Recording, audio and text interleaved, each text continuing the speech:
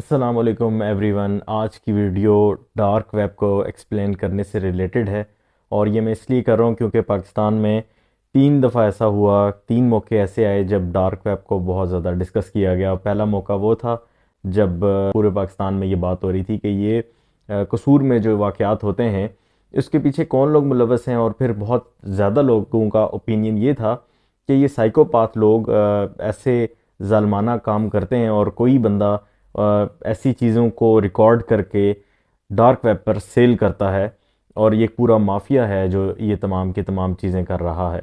दूसरा मौका जब प्राइम मिनिस्टर हाउस के ऑडियो क्लिप्स जो थे वो लीक हुए और वो ऑडियोज़ डार्क वेब पे गई या नहीं गई, लेकिन डार्क वेब का बहुत चर्चा रहा उन दिनों में।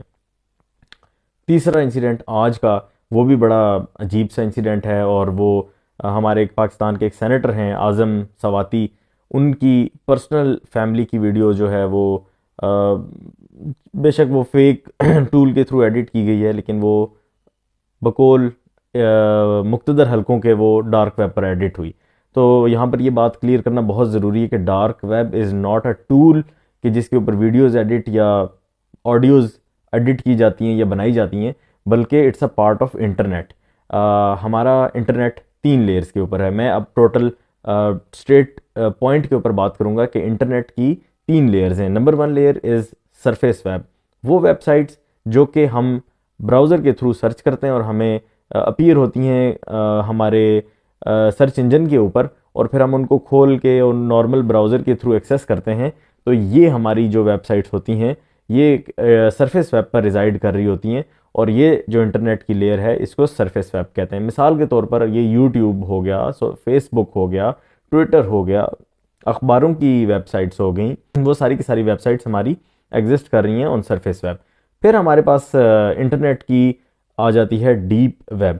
तो डीप वेब वो वेबसाइट्स जो कि नॉन इंडेक्स्ड हैं, क्लासिफाइड इंफॉर्मेशन जिन पे पड़ी हुई है, या वो इंफॉर्मेशन जो जिसकी है वो उसको इंटरनेट के ऊपर ओवर द इंटरनेट आम पब्लिक के लिए उसको पब्लिश नहीं करना चाहता। तो वो इंफॉर्मेशन जो है वो हमें मिलती है डीप वेब से। इसकी मिसाल ऐसी है कि जिस तरीके से किसी कंपनी के फाइनेंशियल्स हो गए या कोई ऐसी क्लासिफाइड इंफॉर्मेशन जो कि आम पब्लिक तक नहीं पहुंचनी चाहिए, वो इंफॉर्मेशन जो है वो फिर हमारी डीप वेब पर आती है। तो पहले तो सेग्रीगेट कर लेते हैं कि कितने फ़ीसद वेबसाइट्स जो हैं वो सरफेस वेब पर हैं और कितनी डीप और डार्क वेब पर हैं। बड़ा प्रिसाइजली अगर इसको कहा जाए तो 4% जो वेबसाइट्स हैं वो हमारी सरफेस वेब के ऊपर हैं, और बाकी तमाम 96% websites either they reside at deep web और they fall in the category of dark web. लेकिन डार्क वेब और डीप वेब में डिफरेंस है, और वो डिफरेंस ये है कि dark web itself again non indexed website आपको आपके ब्राउज़र के ऊपर सर्च करके डार्क वेब की वेबसाइट्स नहीं मिलेंगी, क्योंकि उन वेबसाइट से उस फोरम का मतलब यही है कि वो आम जनता या आम पब्लिक की एक्सेस में ना हो, और स्पेसिफिकली वहाँ पर कोई ऐसी एक्टिविटीज़ या ऐसी इंफॉर्मेशन शेयर की जाए और ऐसी कम्युनिकेशन की जाए जो सिर्फ और सिर्फ जो अनोनमस हो, जिसके अंदर आपकी आइडेंटिटी ना हो। और यही मकसद था ये डार्क वेब के पूरे का पूरा जो नेटवर्क है इसकी इंफ्रास्ट्रक्चर का।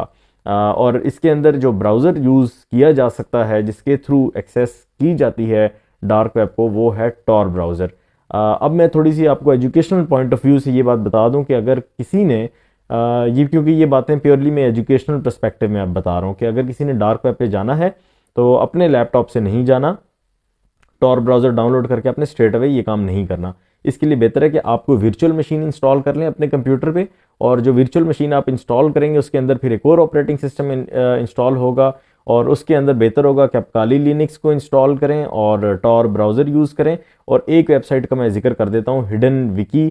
आप अगर उसके ऊपर जाते हैं, या हाइड विकी इस तरह का कुछ नाम है उस वेबसाइट का, उस स्पेसिफिकली पेज के ऊपर आप जाएंगे तो आपको relevant information to the dark web आपको मिलना शुरू हो जाएगी। लेकिन ये आप रिकमेंडेड नहीं है कि आप ये काम करें। ये इन्फॉर्मेशन सिर्फ एजुकेशनल पर्पज़ के लिए मैं आपको बता रहा हूँ। और जब डार्क वेब पर जाते हैं तो वहाँ पर आपको बहुत घिनौनी किस्म की चीज़ें देखने को मिलेंगी, ऐसी चीज़ें जो आप इमेजिन नहीं कर सकते। वहाँ पर इंसानी स्मगलिंग हो या ड्रग्स का कारोबार हो, हर मकरू काम वहाँ पर आपको मिलेगा। अंडरवर्ल्ड जो है वो आपको डार्क वेब पर मिलेगी। लेकिन इसका ये मतलब नहीं है कि डार्क वेब बनाई इस मकसद के लिए था कि उसके अंदर दो नंबरियाँ हों और ये सारी की सारी मकरू चीज़ें आपको, फजूल चीज़ें आपको मिले। ये इनफैक्ट ऐसी कम्युनिकेशन जो कि सरफेस वेब के ऊपर ट्रेसेबल हो, ऐसी इंफॉर्मेशन जो कि कैप्चर हो जाए, उसको, उससे आम और क्लासिफाइड इंफॉर्मेशन को सेग्रीगेट करने के लिए इस मीडियम को, इंटरनेट के इस पार्ट को यूज़ किया जाता रहा, किया जाता है। और उसके अंदर ये है कि आपकी इंफॉर्मेशन जो है वो आप एनोनिमसली शेयर करते हैं। और ये बेसिकली टॉर का जो प्रोजेक्ट है ये बेसिकली अमेरिका का अपना प्रोजेक्ट है। इसको 80% जो फंडिंग होती है वो अमेरिकन गवर्नमेंट की तरफ से होती है। और इसके अंदर जो है ये अमेरिकन सील के लिए डिज़ाइन किया गया था अपेरेंटली स्टार्ट में, ताकि वो कम्युनिकेट इस पर कर सकें और आम सरफेस वेब के ऊपर वो कम्युनिकेशन ना करें, क्योंकि इन्फॉर्मेशन जो होती है वो बहुत मानी रखती है उनकी, और वो नहीं चाह रहे थे कि वो इन्फॉर्मेशन लीक हो। अब उसके अंदर ज़ाहिर है जब वो लोग मौजूद हैं तो इन्वेस्टिगेटिव जर्नलिस्ट भी मौजूद होते हैं। ऐसी इन्फॉर्मेशन जो कि वो समझ रहे होते हैं कि ये आम पब्लिक की एक्सेस में नहीं होनी चाहिए, या ऐसी इन्फॉर्मेशन का ख़रीदो फरोख्त, जैसा कि ऑडियोज़ की अगर बात की जाए तो वो भी अगर लिजिटिमेट हैं आपकी नज़र में या मेरी नज़र में, तो वो आप वहाँ से कोई अगर ख़रीदना चाहे तो ख़रीद सकता था। लेकिन अगेन वहाँ पर करेंसी तो क्रेडिट कार्ड, डेबिट कार्ड की नहीं चलनी, वहाँ पर चलेगी आपकी क्रिप्टो करेंसी मोस्ट प्रॉब्ली।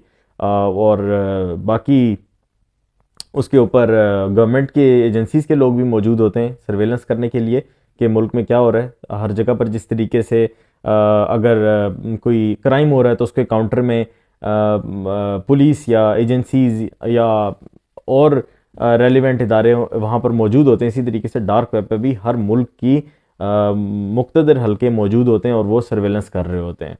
तो ये एक छोटी सी वीडियो थी रिलेटेड टू इन्फॉर्मेशन के डार्क वेब और डीप वेब और सरफेस वेब में क्या फ़र्क है।